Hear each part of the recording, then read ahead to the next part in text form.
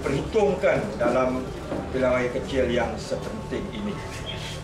Bercakap tentang bersama kehendak rakyat yang menjadi tema kempen pilihan raya kecil N31 ini, sebenarnya rakyat Negeri Sembilan telah pun melakukan perubahan pada 8 hari bulan Mac tahun 2008 yang lalu.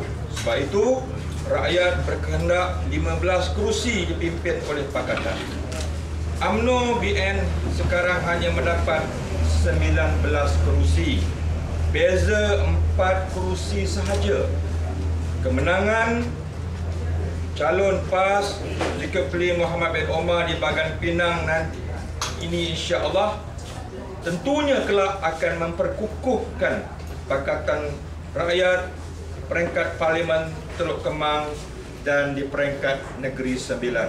Kalau berjaya, insya-Allah ini satu masa depan, suatu lanskap politik negara yang bukan sekadar isu ini penting di Negeri Sembilan, tetapi ia penting bagi masa depan yang lebih baik dalam politik negara kita. Sekiranya isu anak tempatan, isu projek-projek yang masih menjadi mainan Barisan Nasional ini menjadi suatu bahan kempen yang utama, yang kononnya orang yang di luar daerah tidak boleh berbuat, anak tempatan di sinilah yang kononnya yang boleh melaksanakan projek dengan baik.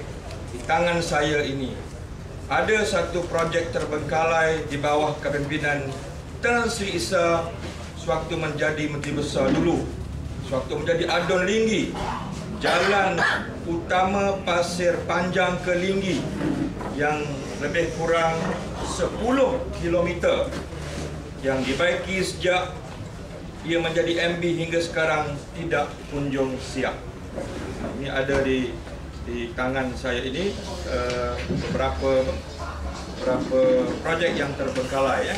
Di antaranya 22 tahun ya, termasuklah beberapa tempat dan bangunan yang kalau ini menjadi isu yang kononnya anak tempatan ini, kalau anak tempatan sajalah yang boleh membuat projek, 22 tahun jadi Menteri Besar pun jalan itu pun tak boleh siap, dan ini di antaranya adalah tapak perhentian bas terbengkalai di Don Linggi, tempat dia bertanding dulu. Dia Adun Linggi pada waktu itu. Dan bandar asas yang terus menjadi tanda tanya semua rakyat di Don Linggi yang diketahui oleh pengundi di Bagan Pinang. Sejak tahun 78, bangunan inilah Issa dan ahli-ahli UMNO bahagian berkhidmat untuk rakyat Linggi.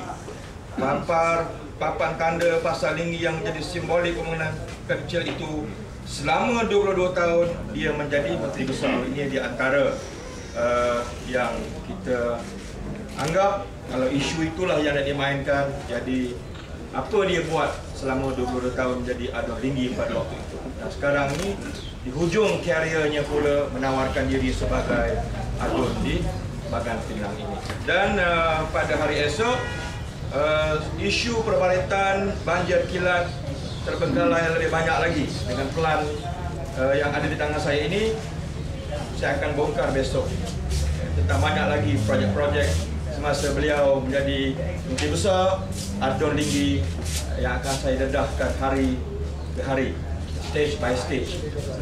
Setiap satu isu itu akan kita perincikan untuk pengetahuan rakan-rakan media. Ini kita simpan untuk besok. Hari ini yang kita dedahkan dahulu. Kemudian inilah realiti jasa tersisa untuk rakyat yang UMNO begitu bimbang rakyat akan tahu. Jadi khabarnya Tan Sri Issa seorang yang berjasa bukannya untuk rakyat tetapi kepada segelintir kroni UMNO sahaja. Inilah isu yang diketahui umum, open secret, bahawa banyak projek-projek mega yang telah kita dedahkan sebelum daripada ini pun yang kita sebut dalam parlimen, dalam sidang sebelum daripada ini, yang untungnya adalah kroni-kroni UMNO Barisan Nasional.